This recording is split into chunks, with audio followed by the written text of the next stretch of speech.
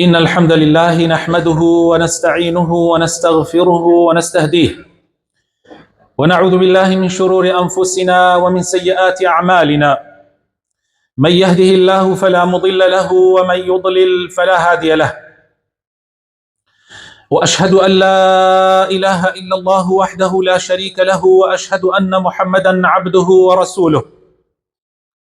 يا أيها الذين آمنوا اتقوا الله حق تقاته ولا تموتن إلا وأنتم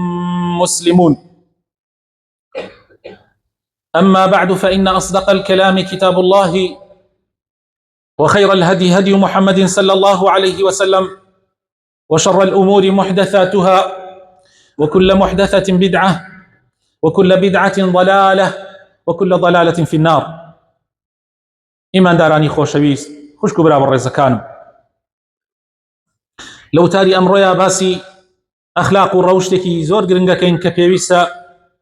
مسلمان هيبيو لناو مانا بلاو بيتوا أويش روشتي التودد لناو خو مانا زور جار لبياو بتمنى عشائر كان مانا وأوانيك خاوني الروشت أخلاق دين بون زور جار بيستو مانا يانود با مودت هبي بو براكت مودت او مودت لو وهاتوا لو اخلاق جوانا وهاتوا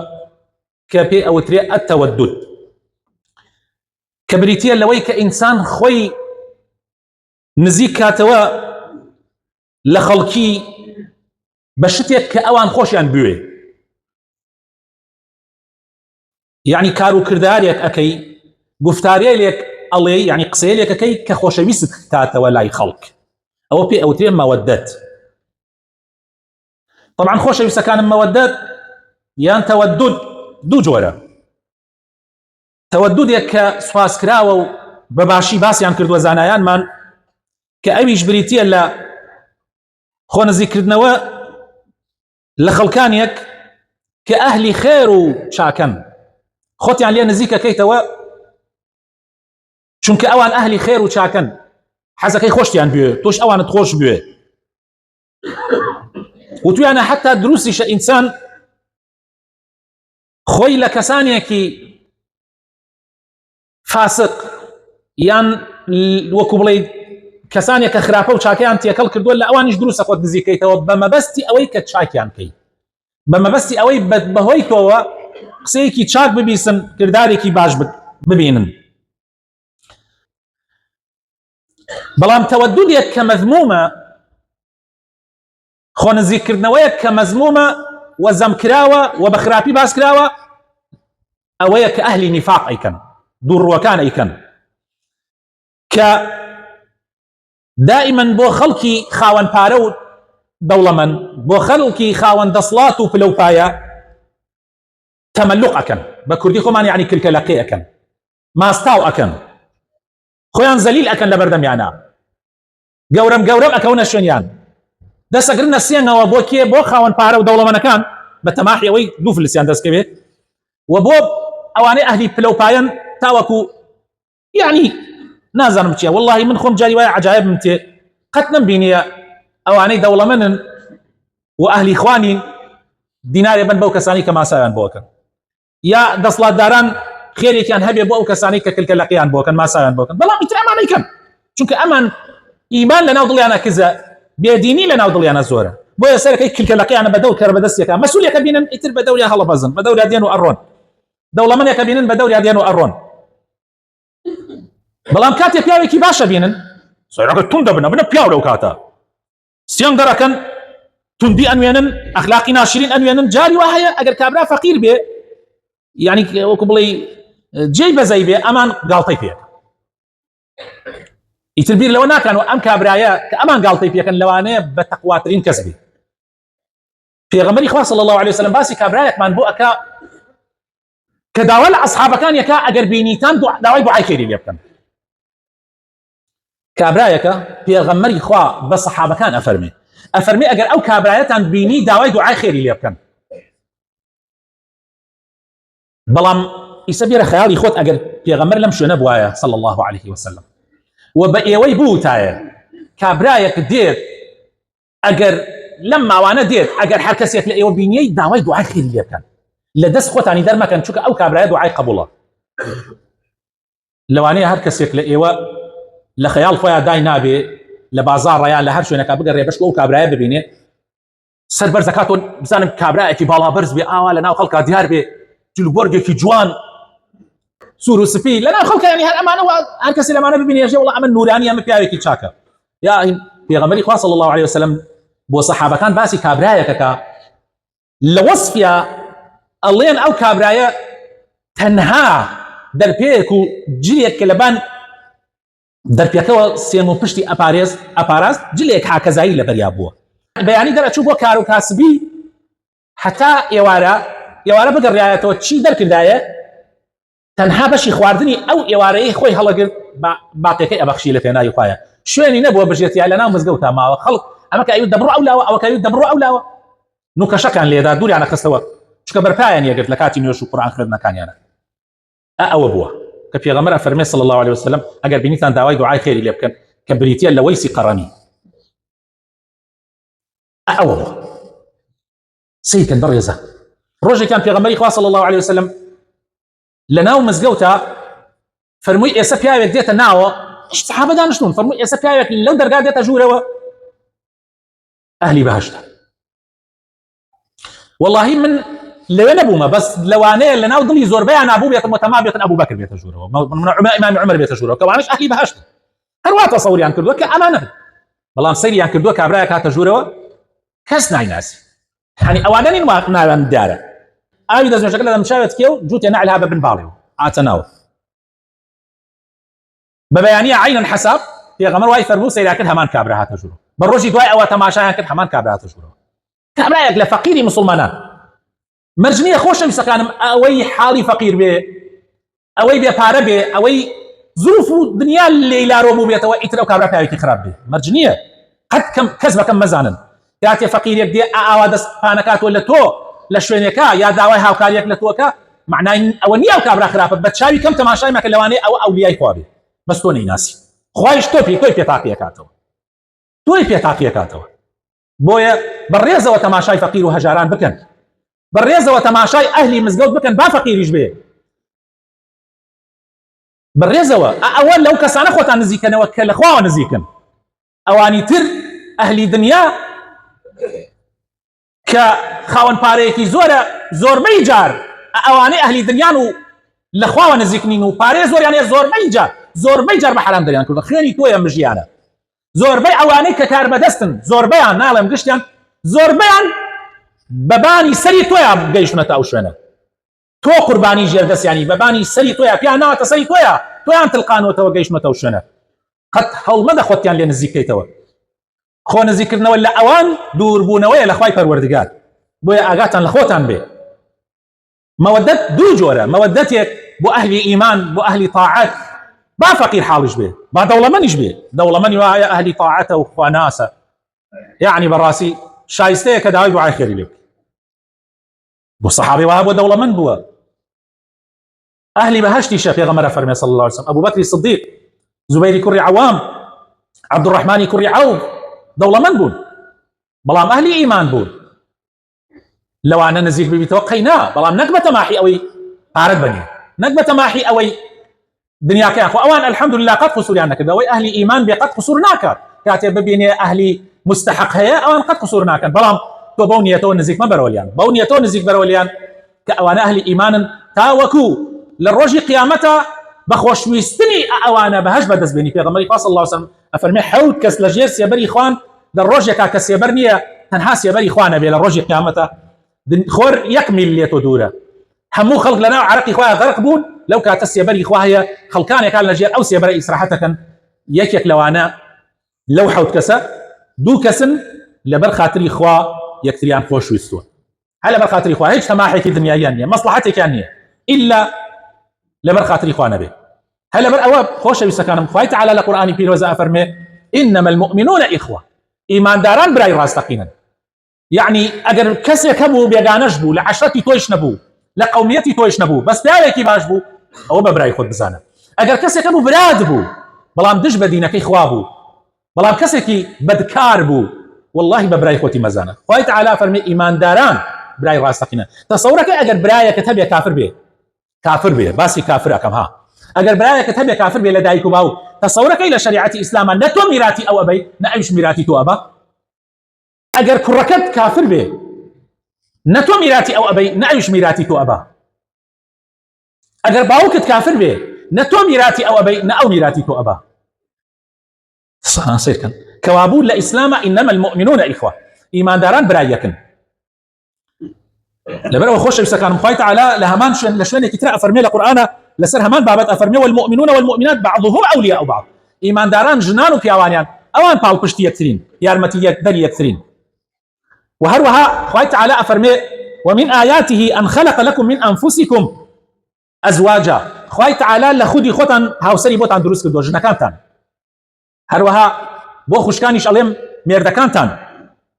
خوي تعالى دروسي كردن بو يكتري لي تسكنوا إليها تاوكو سكنايتان هبي بو يكتري جنومير جي سكناي يكتري بنقرأ لا إسلام خوي تعالى جنومير دي دروس كردو تاوكو هاوريو هاو دمو جي سكناي دبي هر كسي لقل جنكايا وانا بي بابيت أخويا أو جنومير ديكنيا كإسلام داواي كردوا أبي جنكت لهرشي هاوريتي نزيكتر بي ليتوا أبي جنكت هاو دمد بي جي سر نهينيد بي خوش ويست بي هروها ميردكشت حيف بو أو جناني ككساني كتريان خوش زياتر لم يردكانيان حيف وجعل بينكم مودة والرحمة وهي تعالى فرمي مودة ورحمتي خاصة يوانتان يوان خوتو خيزانكت خوتو هاوسركت أما شيكك إلا آية قوركاني خوي تعالى تاوكو خلقي بير كاتوا أما رحمتي خوي پروردگارك وملقاي مسلمان أساسكي لسر جنومير ديك دروسة بيه لسر خيزانك دروسة بيه خيزانكش أساسكي جنومير ديك أو جنومير ده أبي لسر مودته خوشويسي بيك وبن بويا خوي تعالى مودتي زور بقرين زانيو تو أبي أزاني شون أبي هول ضي خود لجنكت نزيك هيتوا يعني يك لو أنا كبيريس إما مودة مان هبي بوي تودد مان هبي أبي هاوسير كان مان أبي هول ضي تشت يمكن أو كي خوش بيه تا خوش ماني بيه مش أوان مان خوش بيه ده سيد كم زانم خلقك كي زور لمسلمان وأهلي مزجود أمره لهاوسير كان يعني ودودن خوشويسي النية وأزاني أجر بيتو شتبكا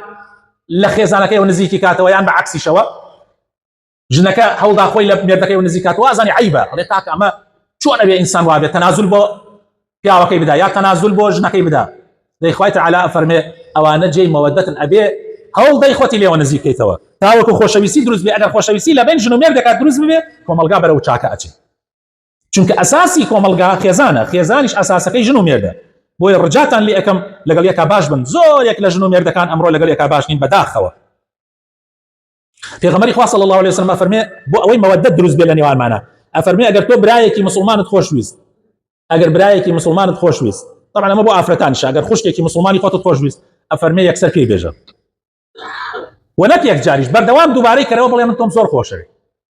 او عيبنيه او نزيق بنويه ليكتري او نزيق بنويه بالراستي او يك اخوي تعالى افرمي انما المؤمنون اخوه لحديث ترى هاتوا في غمري خوا صلى الله عليه وسلم افرمي باش جو بقرن بو ام حديثانا زور قرنجن بريزان زور قرنجن شو كيما زور بمان براسي دورين لم اخلاق الروشتوا افرمي والله في غمري خوا صلى الله عليه وسلم افرمي لا تدخلون الجنه حتى تؤمنوا ناتنا بهشت وتا ايماننا ين ولا تؤمنوا حتى تحابوا وايمان اشتان تواوني حتى وكو يكتريتان خوش نبي ما ودل لبين انا نبي امجا يا غمري خاص الله صبر يقايك مان بيشان دابو او يبور يقايا مودة دروس ببيلني وان معنا افرمي اولا ادلكم على شيء اذا فعلتموه تحاببتم اشتكتان بي نليم اگر بيكن خوشويسي لنيوان تانا دروس بي او خوشويسي كايمان تان زياده كافي او ايمانشي كاتمات باشتوا افشوا السلام بينكم سلام ليكتريبكن درجاي سلام ليكتري دا ما كان خوشويسي كانوا سلام نكردن والله كاري شيطانا والله امر الشيطان هول اداء مسلمان سلام لمسلمان نكا بتشكترين عذر ادوازيته سلام نكا امش للشيطان ويا والله لنفسي خوته ويا لو شيطان ويا كدا نفسي داقير كردوا اجر اولياء خوابي ما دام امسي فتت انا بيا شيطان معناه ويا زاله بس دلطه مثل المؤمنين في توادهم وتراحمهم كمثل الجسد الواحد اذا اشتكى منه عضو تداعى له سائر الأعضاء بالسهر والحمى في غمرة فرمي صلى الله عليه وسلم أفرمي نموني إيمان داران وكو مثل المؤمنين لتوادهم وتراحمهم لن خو نزيكرنەوە ڕەحم و بەزەیی بەرامبەر بە یەکتری وەکو چیوان وەکو یەک جەستەوان یەک جەستە ئەگەر ئەندامێک لە جەستەکەت ئێشی بێ باقی جەستەکەت هەمووی تا ئەیگرێ چونکە خەفەت بۆ ئەو ئەندامە ئەخۆن ئێستا تو ئەندامێک لە لاشت یەک ئەندام لە لاشت ئەگەر دا ببڕێن لە ئەندامەکانی تر ئیترەوە حەسابی مردووی بۆکەی هەمووی ڕەبتە بە یەک شوێنەوە هەموو ئەندامێکت کە حەرەکە ئەکا هەمووی لەگەڵ مێشا ڕەبتە هەمووی ها بە یەکەوە شوێنێکت بێشێ دانێکت بێشێ چاوت گل بکە گوێت بێشێ هەموو لاشت ناڕەحەتە هەموو لاشت تایەتی ئەوەیە نمونەی ئیمانداران ئەبێ ئیمانداران ئاوا بن ئیمامی حەسەنی بەسری و وەهەبی کوڕی منەبیه و زۆرێک لە پیاوچاکان و لە پێشینانی ئومەتی ئیسلام فەرموویانە التەوەدد إلى الناس نصف العقل وتیانە خۆ نزیکردنەوە و خۆشەویستی دروستکردن لەگەڵ مسلمانە یا لەگەڵ خەڵکیە بەگشتی فەرموویانە نیوەی عەقڵە نیوەی عەقڵی ئینسان بریتیە لەوەی خۆشەویستی دروستکە قەت ئەو کەسانە عاقڵ نین دائیمەن حەوڵەدەن لەگەڵ ئەما قسە ناکەن لەگەڵ ئەوا قسە ناکەن لوت لە ئەمەکەن لوت لە ئەوەکەن ئەو کەسانە عاقڵ نین نیوەی عەقڵ لەسەر ئەوە وەستاوە تۆ خۆت لە خەڵک نزیکەیتەوە چونکە مەسلحەتی دنیا و قیامەتت لەسەر ئەوەیە کە خۆت لە خەڵک نزیکەیتەوە خۆشەویستی یعنی قەزمان خەڵکی چاک خەڵکی ئیماندار مەسلحەتی دنیا قەزمان ئەوەیە لە مەسلحەتی دنیا ئەگەر ئیمانداران بە یەکەوە بن هەواڵ یەکتری ئەپرسن دە بەدەم یەکەوە ئەبن هاوکاری یەکتری ئەبن مەسلحەتی قیامەتیش ئەوەیە کە دوعای خێر بۆ یەکتری ئەکەن لە قیامەتا پاداشتیان ئەدرێتەوە لەسەر ئەو خۆشەویستی و یەکتری لە یەکتری نزیک بوونەوە لە کۆتاییشە پرسیاریان لە نەوشیروان کرد کە وەزیری پاشا گەورەکەی فارس بوو لە کاتی خۆیان پیاوێکی زۆر عاقڵ بووە بەر لە ئیسلام پرسیاریان لێ کرد کەوا چی وا ئەکا کە دەسڵاتی ئینسان بەهێز بێ یعنی قەسدی دەسڵاتی پاشا بەهێز بێ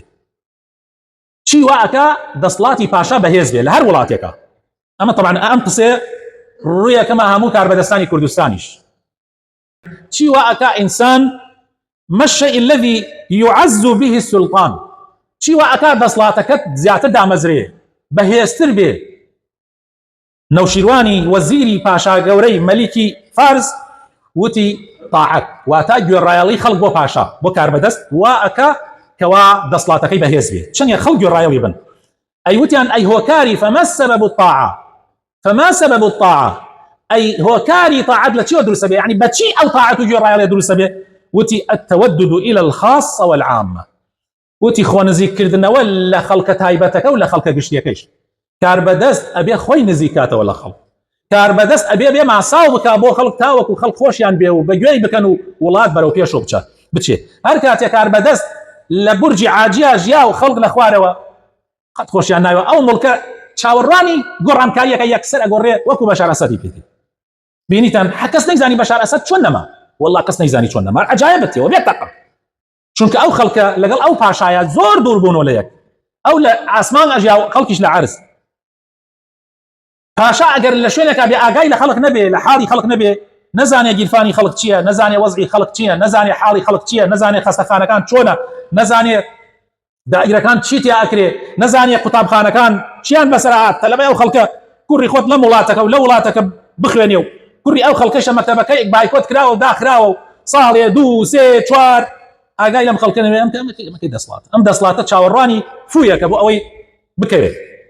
بۆیە هەر کاربەدەستی عاقڵ بێ ئەبێ بێتە ناو خەڵک لەگەڵ خەڵکا بژێ هارون الرەشید جاری وا هەبوو دەمی هەڵە پێکاو لەگەڵ یەک حیمایەیە کە ئەویش چەکی پێ نەبوو ئەگەر ڕا بەناو خەڵکا دوکاندارەکان پرسیارێک کرد بەزان بازار چۆنە بزان سعری خواردن چۆنە بزان حاڵی خەڵک چۆنە ئەڕۆیە مزگەوتەکان لەگەڵ خەڵکان نوێژێ کرد بزانم خەڵک ئەو کاتە لە مزگەوتە تەلەبەئی خوێنە بزانم حاڵی تەلەبە چۆنە حاڵی خەڵک چۆنە حاڵی ژنومێر چۆنە حاڵی ملت چۆنە گیرفانی خەڵک چیتایە بەو شێوە ئەیانتوانی دەسڵاتەکەیان بەهێز بکەن دەسڵاتێک بوو کە بە ئاسانی نەئەڕۆخا کاتێ هەور بەهاتایە هەور بە ئاسمانە بەهاتایە هارون الرەشید ئەیوت ئەی هەور بۆ هەرکوێ ئەچی بچوو لە هەرکوێ بباری لە ئەخیرا بەرهەمەکەت دێتە ناو ئەم خەزیێنەیە يعني ملك دەسڵاتەکەی ئەمە نەزۆر بوو لەم سەرزەوی باران ببارێ لەو سەرزەوی ببارێ لە ئەخیرا بەرهەمەکەی و بەرەکەتەکەی دێتە ناو ئەم خەزیێنەیە کە ئەبێ دابەش بکرێتە سەر مسلمانانە سیکەم خۆشەویستان ئەو دەسڵاتە بەهێزە تاوەکارم ئەمانەی لای خۆشمان و هەموو کاربەدەستانی ئیسلامیش بیرکەنەوە يا ربي خوايا الرحمن بيبكي هدايات من بدي دا مزرعه من بكي يا ربي خوايا لو انا من بقي الريكا لتو اترسن لبر خاطري تو كاركن لبر خاطري تو اجولينوا يا ربي تو ان لبر تشاو بلهمو كارواريك انا يا ربي خوايا خوشويسيه كريم خيت النيوان ضل نيوان معنوا خوايا ومن بيبكي كبراي مسلمان من خوش به يا ربي خوايا بو خاطرنا وجوانا كان يخوض بو خاطر اسمي عظمي خود رحم بمردو كان من بكي يا ربي خوايا شفاينا خوش كان من بدي يا ربي كوملي ان خوش دعوي دعاء خير يعني لك الدين يا ربي خوايا شفايا بدي يا ربي خوايا ضلي كسكاري خوش يا رب العالمين يا ربي خوايا رحم بفقير وهجاراني امولات بكي ضلي دوله منكالي بو نرم بكي يا ربي خوايا كاربدساني امولات صالح وداد پرور بكي بيان جيري توا بو عقلي خوايا عقل با خاون عقل بن يا ربي خوايا عقلي ام بو بيجري توا يا ربي خوايا وان بيبكي شايان لملت بيه شايان لحاوري ملتي عن بيه يا ربي خوايا كردستان لهمو بلا مصيبتك بدور بقري لشر اجا وفتنه ودبرتي بدور ما بقري امين امين